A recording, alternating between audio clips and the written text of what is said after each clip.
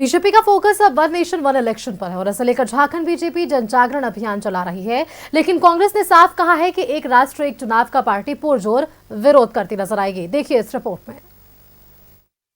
One nation one election पर BJP का जोर, बुद्धिजीवी और किसानों के बीच जन जागरण।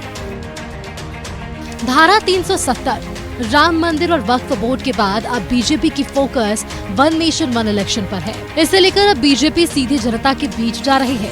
धार्मिक और सामाजिक संगठनों के अलावा शिक्षण संस्थान और किसानों के बीच बीजेपी जन जागरण अभियान चला रही है। राष्ट्र हित में जो काम होता है वही भारतीय जनता पार्टी काम करती है और उसके नेता काम करते हैं।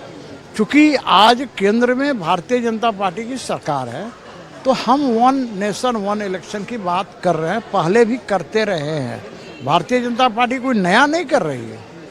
तो हम भारतीय जनता पार्टी के लोग चाहते हैं कि देश के अंदर एक साथ चुनाव हो। ये पार्टी की ओर से प्रत्येक जगह यह कार्यक्रम हो रहा है। शैक्षणिक संस्थानों में भी यह कार्यक्रम हो रहा है वन नेशन वन इलेक्शन को लेकर। तो किसान मोर्चा किसानों के बीच और जो हमारा एफपीओ है वो किसानों का जो समूह है उसके बीच ये कार्यक्रम कराने का निर्णय हुआ है। तो उसकी तैयारी में हम लोग लगे हुए हैं। एक राष्ट्र एक चुनाव पर केंद्र की मोदी सरकार आगे बढ़ रही है। कोविंद कमेटी की रिपोर्ट के बाद वन नेशन वन इलेक्शन का बिल लोकसभा में पेश किया जा चुका है, लेकिन कांग्रेस समेत तमाम विपक्ष वन नेशन वन इलेक्शन का विरोध कर रहा है। चाहे वो कश्मीर में धारा 370 का एक अनुच्छेद समाप्त करना हो या फिर वक्फ बोर्ड का मामला हो या वन नेशन वन इलेक्शन का मामला है। तो वन नेशन वन इलेक्शन अब इनकी एक तीसरी कड़ी है जिसके सहारे ये संविधान में एक और बदलाव करना चाहते हैं। ये धीरे धीरे संविधान के हर उस अनुच्छेद को बदलना चाहते हैं जिससे कि लोकतंत्र समाप्ति की ओर बढ़ जाए। वन नेशन वन इलेक्शन के लिए संविधान में संशोधन करना पड़ेगा। ऐसे में राज्यसभा और लोकसभा में बिल को पारित कराने के लिए 2/3 सदस्यों के समर्थन की जरूरत है।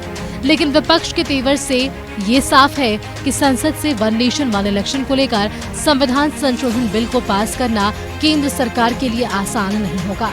शायद यही वजह है कि बीजेपी अब सीधे जनता को जागरूक करने में जुटी है।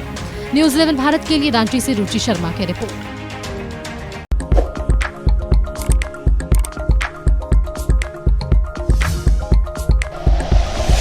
Like and share videos, subscribe करें हमारा चैनल और प्रेस करें बेल आइकॉन। न्यूज़ 11 भारत, सच है तो दिखेगा।